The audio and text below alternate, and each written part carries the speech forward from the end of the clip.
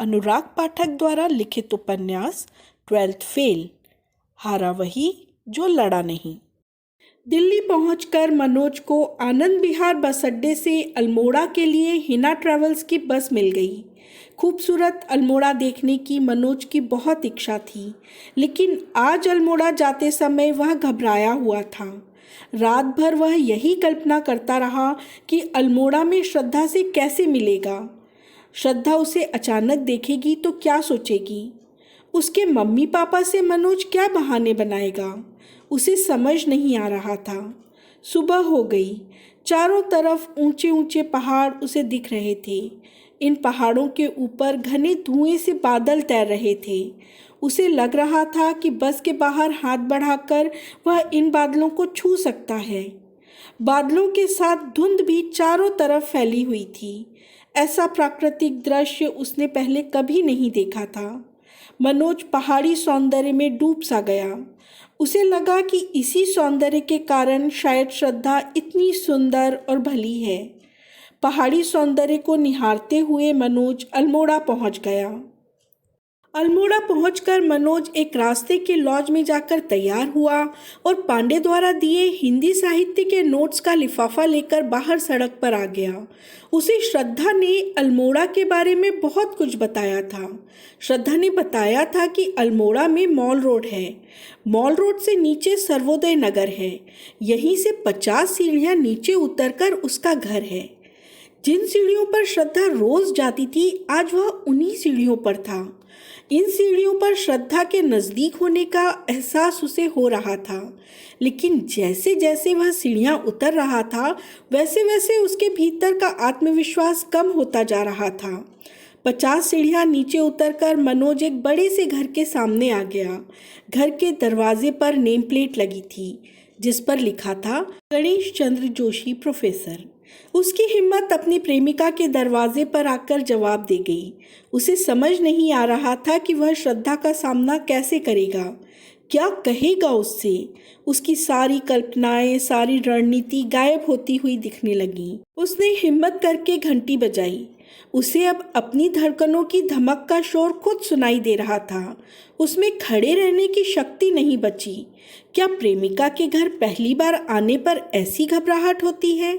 उसका यह अनुभव एकदम नया और अकथनीय था। तभी एक नौकरनुमा लड़का बाहर आया। मनोज ने 2-3 लंबी सांसें ले गले को बोलने लायक बनाया और उस लड़के से बोला, मैं दिल्ली से आया हूँ, श्रद्धा जोशी से मिलना है। लड़का मनोज को पीछे आने का कहकर आगे आगे चलने लगा। वह अब उस घर में था जहाँ उसकी श्रद्धा रहती थी। वह अब उस बगीचे से गुजर रहा था जिसका एक एक पौधा, गुलाब, गेंदे, सेवंती के फूल श्रद्धा के हाथ के स्पर्श से खिलखिला रहे थे। लड़का उसे बैठक में बैठाकर अंदर चला गया। मनोज को कांच की अलमारी में वाद विवाद, निबंध, गायन प्रतियोगिता में जीती ढेर सारी ट्रॉफियाँ और कप दिखाई दिए। हर एक पर श्रद्धा जोशी नाम लिखा था।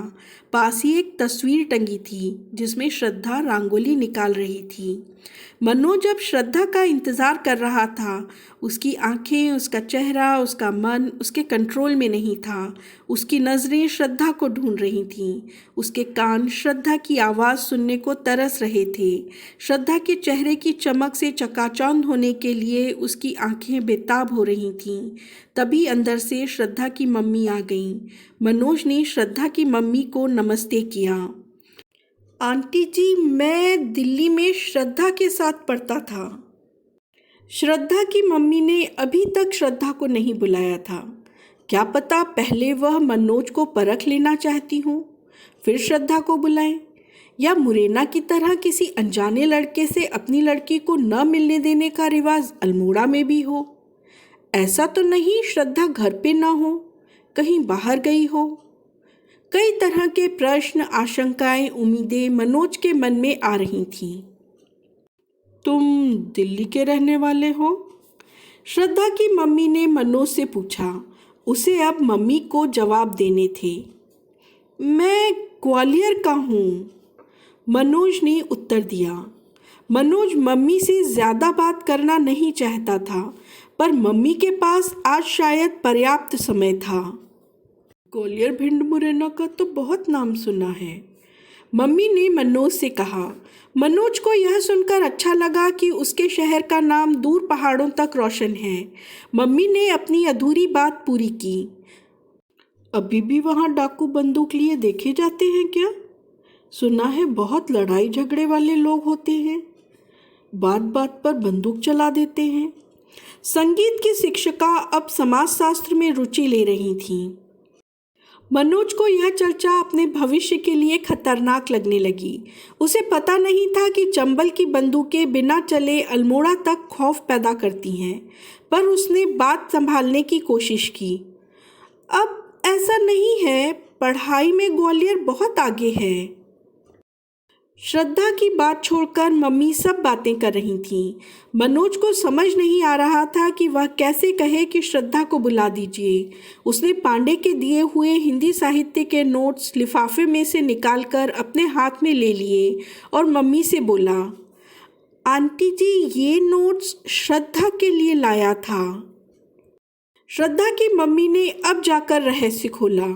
श्रद्धा तो इंटर्नशिप करने हरिद्वार गई है। लाओ ये नोट्स मुझे दे दो, मैं दे दूंगी।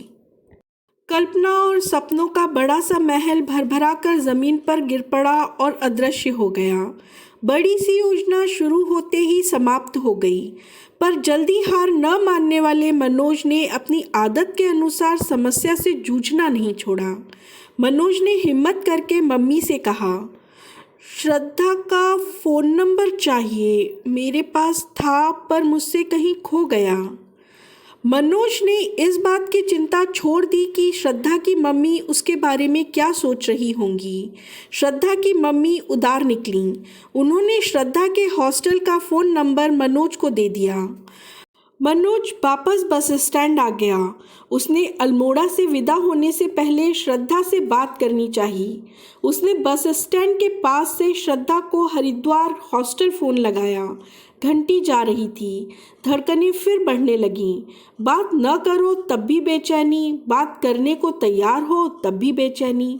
उसे समझ नहीं आ रहा था कि कैसे वह अपनी बढ़ती हुई धड़कनों को कंट्रोल करे। वह इंतज़ार करता रहा।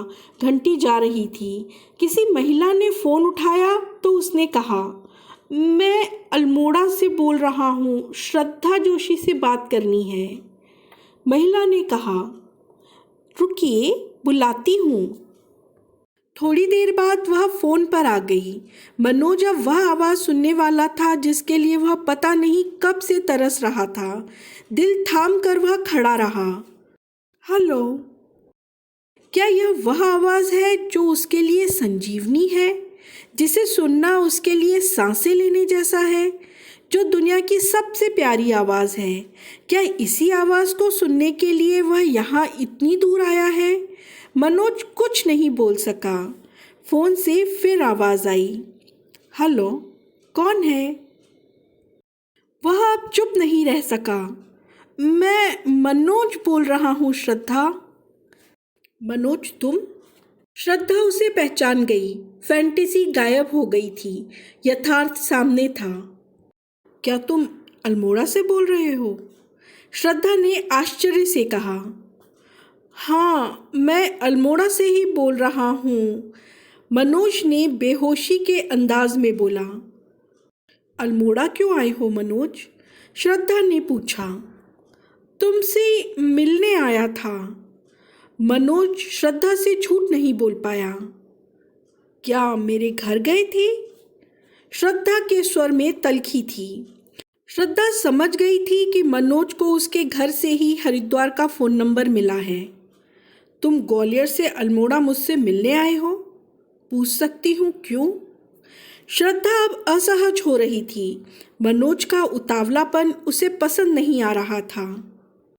क्या श्रद्धा पूरी तरह सब भूल गई थी? क्या लड़कियां इतनी जल्दी सब भूल जाती हैं? क्या लड़कियों की स्मरण शक्ति इतनी कमज़ोर होती है? या लड़कियां सब भूलने का अभिनय करती हैं? मनोज को समझ नहीं आया, पर उसे सब याद था, एक एक पल जो श्रद्धा के साथ बिताया था। मैं तुम्हारे बिना नहीं रह सकता श्रद्धा। मैं तुमसे मिलने के लिए, बात करने के लिए तड़प रहा हूँ। आंखें बंद किए, आंखों में श्रद्धा को बसाए, लरजती हुई आवाज में, डगमगाते स्वर में मनोज ने श्रद्धा से कह दिया, आर यू मैड मनोज? क्या तुम पागल हो गए हो? मैं तुम्हें समझदार लड़का समझती थी। आगे से मुझे फोन मत करना। बिजली सी कड़की और मनोज के दिल पर गिर पड़ी। फोन पर टू टू की आवाज बजती रही। अमृत पिलाने वाली आवाज ने मनोज का साथ छोड़ दिया। अभी तक प्यार को आसान समझने वाला मनोज समझ गया था कि प्यार उतना आसान नहीं है जितना वह समझ रहा था। प्यार अब अपने मूल स्वभाव में था, कठिन और दम घोटने वाला। आंसुओं से पूरा टेलीफोन भीग चुका था। आंसुओं में डूबा चेहरा लिए मनोज एसटीडी से बाहर वहीं बस स्टैंड पर बैठा रहा। उसे श्रद्धा से ऐसी कठोरता की उम्मीद नहीं थी। क्या वास्तव में श्रद्धा के मन में उसके लिए कोई जगह नहीं है? क्या यह सब केवल उसके मन की कल्पना थी? वह चुपचाप वहीं बैठा रहा। फिर उसकी आंखों के सामने श्रद्धा का चेहरा आ गया। मनोज सोचने लगा, नहीं, मैं किसी को भी पहचानने में गलती कर सकता हूँ, लेकिन श्रद्धा को नहीं। श्रद्धा सबसे अच्छी है, वह कभी गलत नहीं हो सकती। मेरी ही गलती है जो मैं उसके घर पहुँच गया। मुझे अल्मोड़ा नहीं जाना चाहिए था।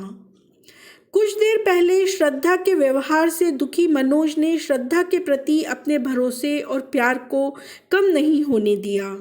तभी मनोज को किसी की आवाज़ सुनाई दी। आप मनोज शर्मा हैं? यह एसटीडी वाला था, आपका फ़ोन है, उसने कहा। मनोज फिर एसटीडी पर पहुंचा। श्रद्धा फिर से फ़ोन पर थी।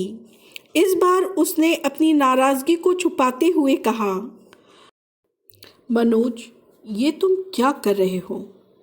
तुम्हें अपनी पढ़ाई पर ध्यान देना चाहिए। तुम्हारा मेंस एग्ज़ाम कैसा गया?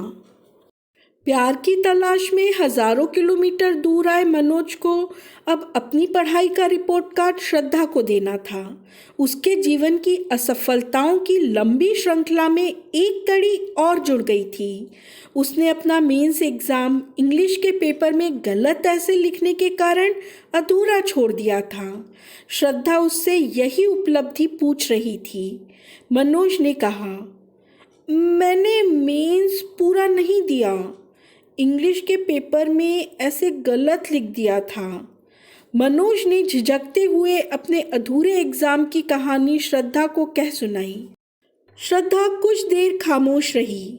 फिर श्रद्धा ने मनोज को समझाते हुए कहा, मनोज, इस समय तुम्हें पढ़ाई के अलावा कुछ भी दिमाग में नहीं लाना चाहिए। बहुत मुश्किल से मुख्य परीक्षा देने को मिलती है और वह तुमने अधूरी छोड़ दी। अपनी उन कमियों को दूर करने की जगह तुम अल्मोड़ा बेकार की बातों को दिमाग में लिए चले आए। क्या इस तरीके से तुम कभी एग्ज़ाम में सफल हो सकते हो? तुम ही बताओ। मनोज कुछ कह नहीं पाया। वह चुपचाप फ़ोन पर श्रद्धा को केवल सुनता रहा, लेकिन श्रद्धा की बातों से उसे लग रहा था कि उसका खाली मन फिर से भरने लगा है। उस भरे मन में अब कहीं कोई भय या आशंका नहीं बची, न श्रद्धा के प्रति, न अपने भविष्य के प्रति।